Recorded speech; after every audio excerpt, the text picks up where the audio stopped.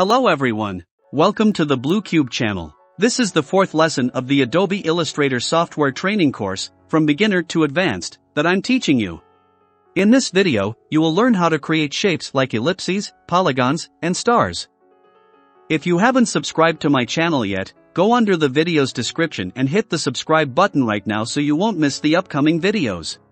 I'll start the lesson very quickly. If you remember from the previous lesson, I taught you about the rectangle tool. If you want to have all these tools here, go to the window menu and in the toolbar section, you can select the Essentials option to activate all the professional tools. Whenever I want to select a tool, if I hover the mouse over the desired tool, you see a preview here, which is not very convenient and can be annoying.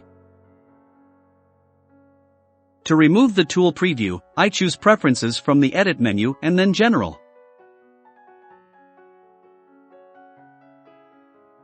Here, I deactivate the Show Rich tool option and click OK. Now, when selecting tools, it won't show a preview anymore. I right-click on the Rectangle tool, select the Round Rectangle tool, and by clicking and holding the left mouse button, I draw a rounded rectangle like this.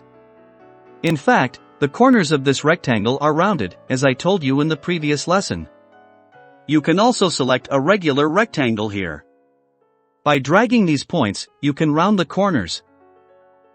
Its settings are similar to what I explained in the previous lesson, so there's no need for further explanation for this round rectangle tool. The next tool is the Ellipse tool. I click on it, hold down the left mouse button, and quickly create an ellipse like this. Or, if you hold down the Shift key, you can create a perfect circle like this. Also, if I hold down the Alt key along with Shift and left click, I can make the circle larger or smaller from the center. Similarly, as with the rectangle tool, if I hold down the Space key on the keyboard, I can move the circle around. I release space and create a circle or ellipse with left click. I'll create another ellipse here. As you know, if I click once on the artboard, I can come here and create my own ellipse. For example, let's say I write the number 50 here, and then press OK.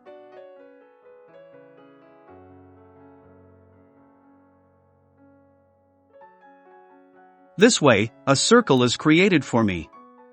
Now, to delete these shapes easily, I come here and select the Selection tool, hold down the left mouse button, and select all of them like this.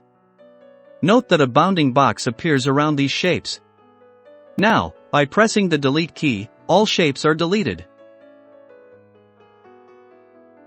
Here, I right-click again on this tool and select the Polygon tool. I hold down the left mouse button, and in this way, I create a polygon. If I move the left mouse click slightly, I can adjust the position of its sides wherever I want. I haven't released the left mouse click yet, so I can make it larger or smaller like this. This way, I create a polygon. Now, let's say we want to increase the number of sides or corners of the polygon. So, I can click and hold the left mouse button here and drag it, and with the up and down arrows, I can increase or decrease the number of sides. If I press the down arrow key on the keyboard, the number of sides decreases and finally it becomes a triangle. If I hold Shift, it creates a perfect triangle. We can also make it larger or smaller from the corners, just like the rectangle tool.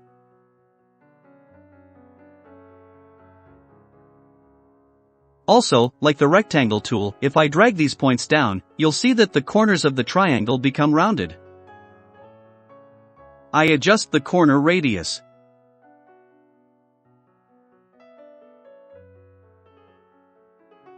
We can do the same thing for the polygon shape.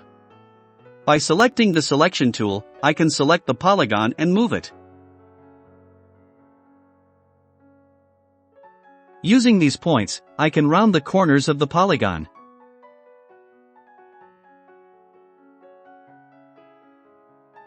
Also, if I select the Polygon tool again and click on the artboard, I can determine the radius of the polygon and the number of sides.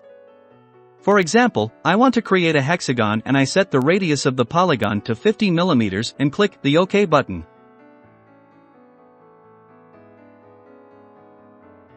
This way, a hexagon with a 50 mm radius is created for me. Again, I can grab this point and round the corners. Now, let's go back to the tools. I right-click and select the star tool. Again, I hold down the left mouse button and create a star. Now, while holding down the left click, I also hold down the Control key. This way, when you hold down the Control key, only the outer edges or points are extended outward. Note that the inner points remain unchanged. Now, if I hold down the Control key and drag to make a much larger star like this. If I hold down the Alt key, I return to the regular shape. For example, here I have this shape, and I'm holding down the Alt key. It returns to the regular shape. Also, if I create another star, by pressing the up and down arrows on the keyboard, I can change the number of sides or points for the star. I can create a star like this or reduce its points, depending on what I want to achieve. Now, with the selection tool, we can come here to these corners. You'll see that the cursor shape changes, and we can rotate the star like this.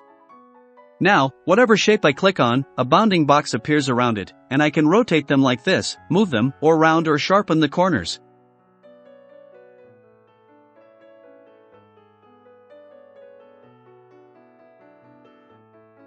Also, if I come here again and select one of the stars again, you'll see that there is no tool for me to round the corners or points.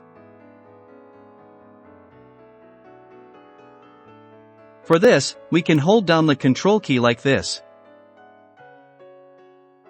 You can see that a single point is created for all points, and now if I drag it, I can round these parts. You see that now these points have become round. I can also use this point to round or sharpen the inner part of the star. Apart from this method, you can also use the direct selection tool to do this. If we select it, we can easily round or sharpen the corners of the shapes.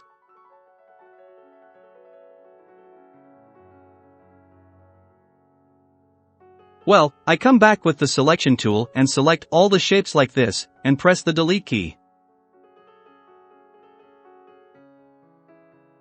Now, friends, I right-click again here, and there's a tool called the Flare tool. This tool is used to create light effects in Adobe Illustrator. I select this tool, and I'll show you how the shape is created. Just hold down the left click and drag to create this shape.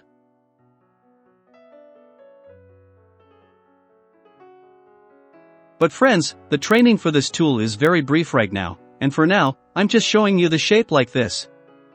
I will teach you how to use this tool for creating light effects in more advanced lessons in the future.